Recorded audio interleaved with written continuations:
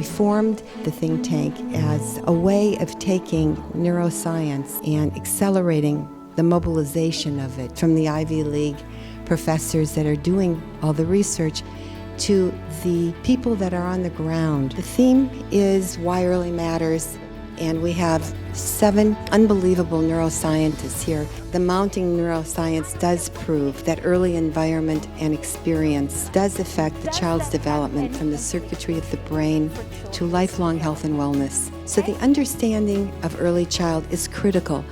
The Sims-Mann Fellows that are part of this think tank are from, as I said, California community colleges, and now this year for the first time, the state colleges, universities. The vital need for a highly trained early childhood education workforce has never been clearer.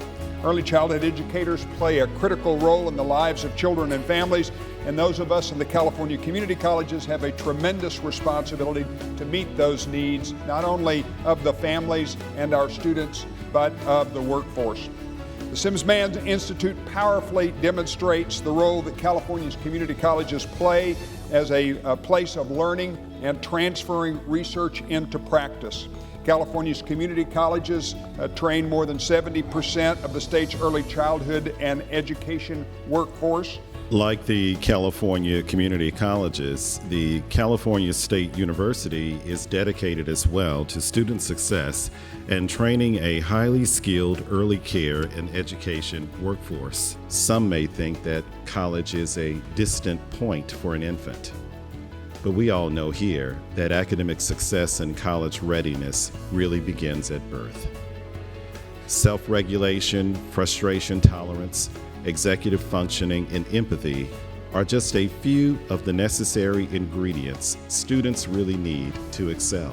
By creating a knowledgeable and respected early care and education workforce, we are convinced at the California State University that we will really help create better students for the future.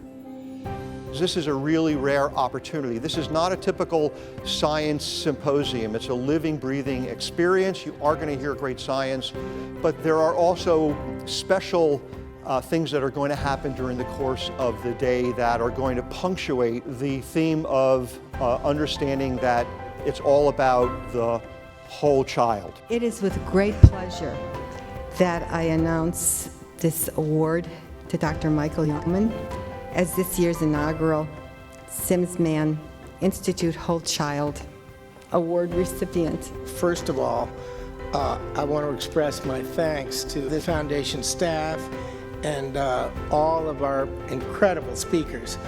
I am honored, humbled to accept this award on behalf of children, especially those at risk. But I'm especially lucky to have a passion for and the ability to do what I love.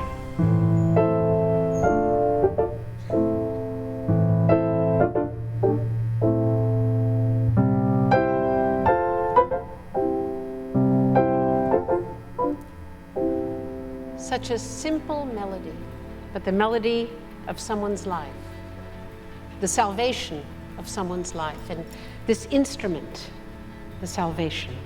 I'm a pianist, and my mother taught me the piano. And she was amazing. Her name was Lisa Yora. She always told me that each piece of music tells a story, but you have to discover what that story is. Lisa's story, which Mona shared so beautifully, certainly I think demonstrates to all of us today the power of meaningful connection, which our researchers have been talking about all morning, and how another person can help an individual to navigate through very difficult times. What does it mean, this concept of the whole child? And how does it change what we're going to do next? Now schools tend to not focus on the whole child. They focus on academics. But if we're right that each of the parts is important for any one part to flourish, then you have to focus on the social needs of the child, the physical activity needs of the child, the emotional needs of the child, if you want the best cognitive results out of education. To me, the solution to many of the problems is in creating the community that has the whole child in mind at the center.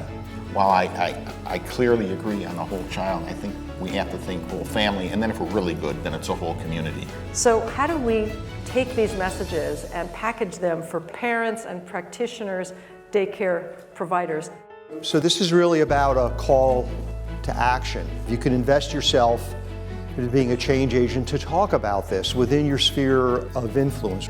Second is to educate the community. There's all sorts of materials online. It's important to think about this in terms of a big space that lots of different foundations and organizations are participating in. And then the third is invite 5 other colleagues to take the pledge. I hope everybody will walk out really understanding the importance of attachment, the importance of intergenerational patterns, toxic stress, and how early does matter in developing resilience.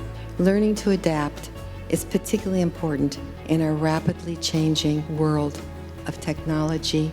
It is more important than ever that connection is thought about and talked about. It's important for all of us to work together, and that's what our Whole Child movement is really about. The time is now for all of us to be change agents. We are all here as thought leaders to collaborate, to create solutions, and to ignite the Whole Child movement. It is vital that we all take personal responsibility for the health of our families, our schools, and our communities. And we must build a stronger America, and that does start early.